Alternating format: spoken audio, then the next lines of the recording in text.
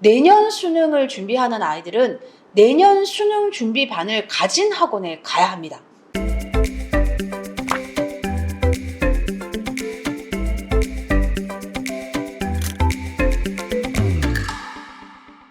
네, 여러분, 제 구독자분들이 대부분 어머님이시다 보니 잘 모르시더라고요. 영상을 보시다 보면 영상 밑에 조그만 이렇게 V자 표시가 있습니다. 그걸 누르시면 제 영상에 대한 정체성, 상담을 신청하시는 폼, 그 양식을 입력하시면 바로 저한테 메일이 올 수 있도록 그런 폼이 있거든요.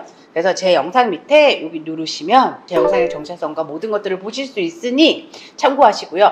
제 영상이 구독자님들께 도움이 되었다면 구독과 좋아요 꼭 눌러주세요. 안녕하세요, 여러분. 쌤캠입니다. 내년 수능을 준비하는 검정고시를 위한 반.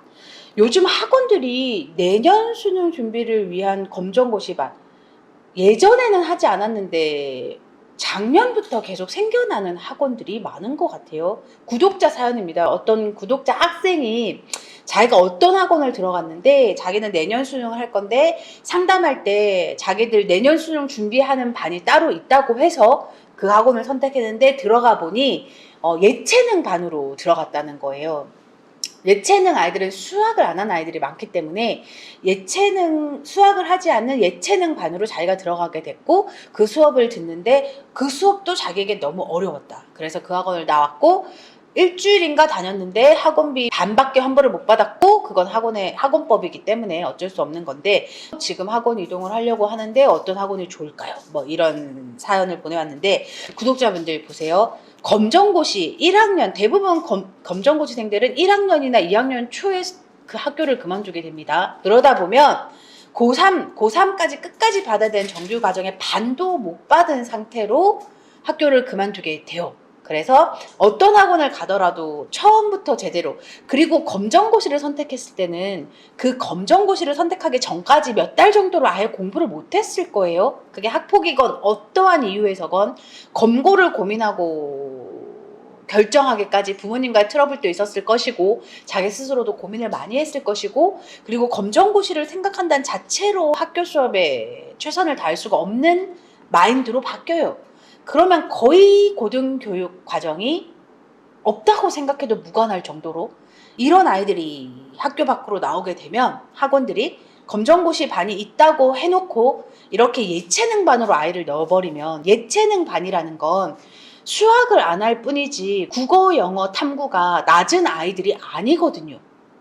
근데 이렇게 고등교육 과정이 거의 안 되어 있는 아이가 올해 수능을 보는 대입 예체능반으로 들어가서 국어, 영어, 탐구 그 수업을 듣고 있으면 당연히 이해가 안 됩니다. 그래서 여러분, 제가 검정고시생들을 위한 영상마다 거의 똑같은 얘기를 하는데요.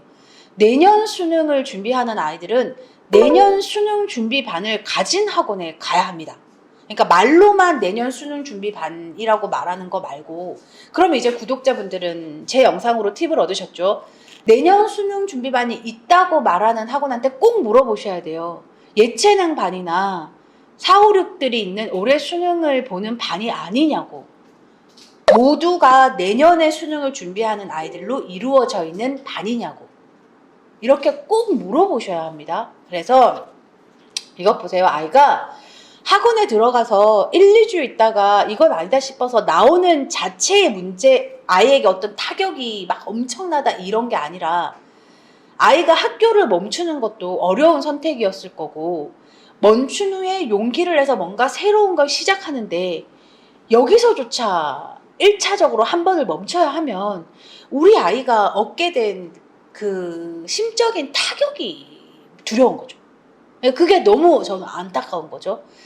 학교를 멈추고 뭔가 새로운 걸 시작하고 자기보다 1살, 2살 많은 언니 오빠들과 뭔가를 하는 거에 시작하는 그 첫발 자체가 두려웠을 텐데, 거기서 다행히 좋은 학원을 만나서 좋은 선생님들과 한 발 한 발 나아가는 게 너무나 중요한데 이게 또 이렇게 멈춰버리면 너무 슬픕니다. 올해 수능을 보는 반은, 어떤 특정 학원의 반은 아무리 낮은 반이라도 우리 아이에게는 버거워요. 그래서 구독자분들, 그 아이가 그리고 내가 자퇴를 했고 검정고시를 볼 거고 내년에 수능을 준비하고 있다는 자체로 사실은 엄청 스트레스고 막막하고 그럴 거예요. 그래서 첫 발을 잘 내디뎌야 우리 아이가 내년까지 수능 준비가 좋을 거라. 자, 중대형들은 내년 준비반 없습니다. 어떤 학원도 없습니다. 그래서 만약에 중대형들이 그런 말을 하지도 않겠지만 내년 수능반 따로 있다고 말하면 무시. 그리고 내년 수능반을 가진 학원들은 소형입니다. 근데 여러분, 제가 늘 얘기하죠. 소형이라고 모두가 드라마틱하고 모두가 아름다운 건 아니에요. 제 영상 보고 생케미님이 소형 좋다고 해서 소형 가는데 완전 쓰레기였어요. 이런 사연들 오거든요. 제 톡으로.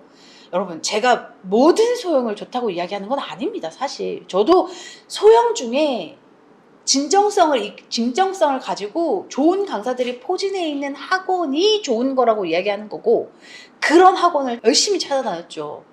그래서 사실은 그런 학원의 리스트가 있죠, 저한테. 그러나 제 말 듣고 진짜 아무 소형이나 가시면 안 됩니다, 여러분. 제가 영상마다 말씀드리는 기준들 있죠. 그걸 잘 따져보시고, 그래도 잘 모르겠는 분들은 사연을 보내세요. 상황을 보내시고 신청을 하시면, 여기서 또 늘 제가 말씀드립니다. 네가 상담 신청을 하려고 했는데 왜 안 해주니? 이렇게 하시면 안 되고, 모든 상담을 다 반응할 수 있는 건 아니지만 최선을 다하고 있습니다. 그래서 제 영상마다 말씀드리는 그 하나하나의 기준들을 잘 들으셨다가 학원 선택하실 때 제가 어떻게 질문하라는 말도 해드리잖아요. 그 질문을 꼭 던져보고 기준을 좀 분명하게. 학원들이 애매하게 상담을 해요. 어쩔 수 없습니다. 저도 특정 학원에 소송되어 있을 때 그랬습니다. 그래서 그들을 비난하진 않지만 그 애매한 상담 속에서 진실을 찾아내는 게 우리의 능력이라, 제 영상 보시면 그 애매한 상담 속에서 진실을 찾아낼 수 있는 포인트들을 많이 드리거든요. 그래서 찾으시고, 너무 답답하신 분들은 상담 신청하시고 그렇게 진행을 하시면 도움이 되실 것 같습니다.